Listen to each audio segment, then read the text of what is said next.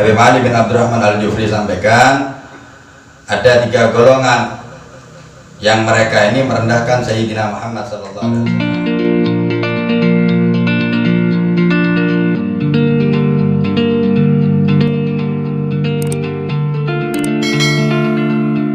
Jadi mulang yang kemarin tentang orang-orang yang mereka merendahkan kemuliaan baginda Nabi sallallahu alaihi wasallam, mereka mengurangi kemuliaan baginda Nabi sallallahu alaihi wasallam.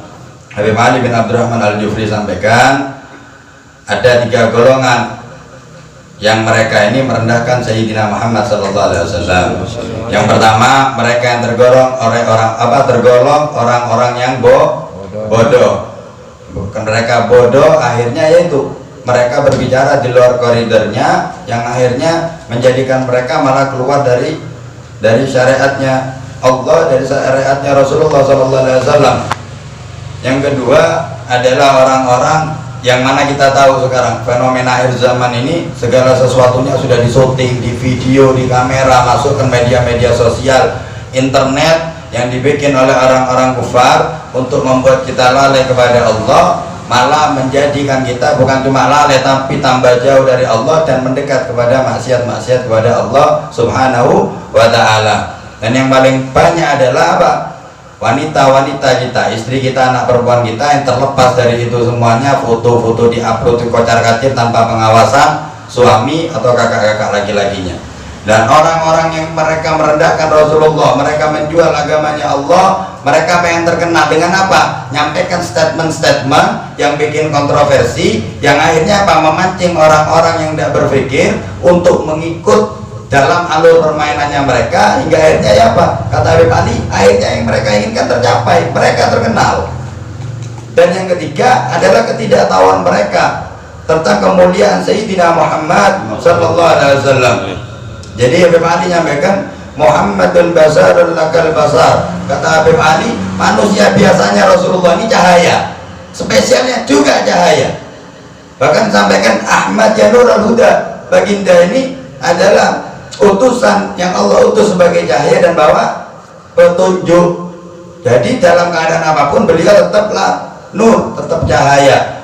Dan ketidaktahuan ini bikin orang-orang biasanya itu mencari pengetahuan atau ilmu-ilmu tanpa memiliki rujukan guru, akhirnya kocar-kacir, tersesat dalam alur-alur liberal.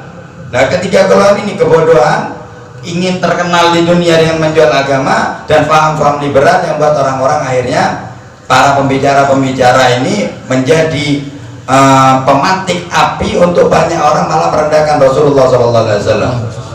Nah, yang jadi masalah sebetulnya bukan pribadi orang ini. Yang jadi masalah adalah kalau seandainya orang-orang seperti ini tidak diperlakukan ketegasan atau klarifikasi dari dianya untuk menyampaikan kesalahan yang fatal, atau mungkin hukuman yang ada di negara kita, yang dikhawatirkan umat-umat ini akan menganggap apa? Oh betul, jadi Rasulullah ku ngini, oh Rasulullah ku ngono. Nah, ini yang kita takutkan. Nah, tapi ma'asyiral habaib wal hadirin rahimakumullah, kita harus berpikir juga koridor kita di mana. Jadi ada beliau-beliau yang mereka berjuang untuk memperjuangkan kemuliaannya Rasul sallallahu alaihi wasallam dengan turun ke jalan. Kita doakan. Ada yang menempuh jalur hukum, kita doakan. Buat kita orang-orang yang mungkin tidak punya power, bukan seorang tokoh di kalangan masyarakat, maka yang perlu kita lakukan apa? Untuk membuktikan cinta kita kepada Sayyidina Muhammad SAW. Baginda Nabi SAW dalam hadisnya yang mulia beliau bersabda, man ahya sunnati faqad ahabbani wa man ahabbani kana ma'i fil jannah. Siapa yang menghidupkan sunnahku, maka dia betul-betul mencintaiku, kata Rasulullah. Siapa yang mencintaiku, maka dia bersamaku di surga. Dan dari situ kita bisa apa? Bisa kita lihat bahwa pembuktian cinta ini dengan banyak cara. Buktian kita pada Rasulullah dengan banyak cara, dan yang paling utama yang mana di situ disampaikan nama baginda Nabi Sallallahu Alaihi Wasallam adalah hidupkan sunnahnya, hidupkan apa-apa yang terikat bersambung dan disandarkan kepada beliau Sallallahu Alaihi Wasallam.